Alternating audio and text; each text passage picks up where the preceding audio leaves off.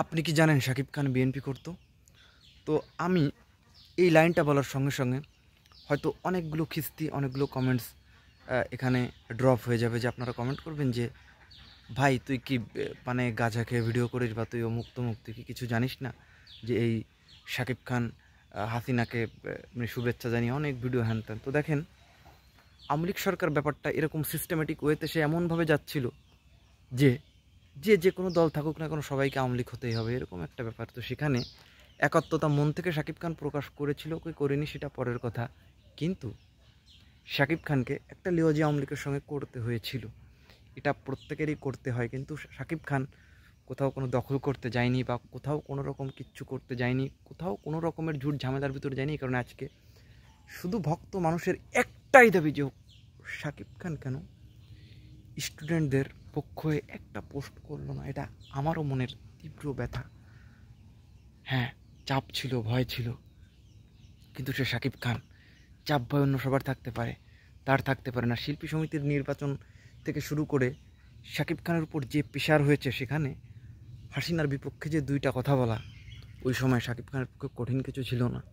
এবং যেখানে অনেকে অনেক রকমের কথা বলেছে, সেখানে শাকিব খান বলতে পারতো, এটা নিয়ে আমি আগে ভিডিও বানিয়েছি, এটা যার যার পয়েন্ট অফ ভিউ, যার যার ফিলোসফি, কিন্তু শাকিব খান কোনো অন্যায় করেনি।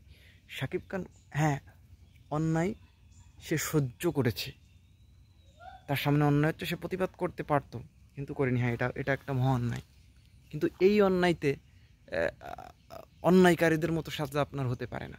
তো শাকিব খানের কথা আমি একটাই যে কথাটা বলবো, যে শাকিব খানের বিএনপি দল, আপনারা হয়তো অনেকে জানেন না যে শাকিব খান যখন তার ক্যারিয়ারে স্টার্ট করে, এবং শাকিব খান যখন আসলে তার ক্যারিয়ারের একটা স্টার্টিং পয়েন্ট, আপনি যদি দেখেন যে 2002, 3, 4, 5, 6,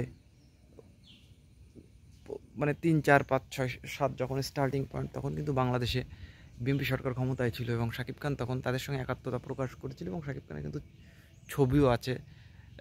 এটা আমি দেখেছি অনেক আগে, এবং এটা আসলে মানে তখন 2003, 4, 5 সালের কথা, এটা আমাদের নিশ্চয়ই জানার কথা না। তো আমরা যে ব্যাপারটা শুনেছি, যে ব্যাপারটা দেখেছি সোশ্যাল মিডিয়ায়, একটা ছবি, যে সে এখন দেখেন শিল্পীদের কোনো দল হয় না, শিল্পীদের কোনো আসলে কোনো নির্দিষ্ট কোনো গণ্ডি থাকে না, শিল্পীর কোনো গণ্ডি হয় না, শিল্পীর কোনো দেশ হয় না, শিল্পীর কোনো দল হয় না, এটা ইউনিভার্সাল ট্রুথ। তো সেক্ষেত্রে আমি যদি বলি যে শাকিব খান হয়তো সময়ের চাহিদায়, হয়তো পরিস্থিতির শিকারে পড়ে, তাকেও একটা সময়ে কোনো না কোনোভাবে বিএনপির সঙ্গে কিন্তু তাকে যুক্ত হতে হয়েছিল, কিন্তু এটা আমি দোষের কিছু দেখি না। এটা আসলে সময়ের চাহিদায়, আমি বলবো যে সময়ের, সে আসলে পরিস্থিতির শিকার হয়েছিল।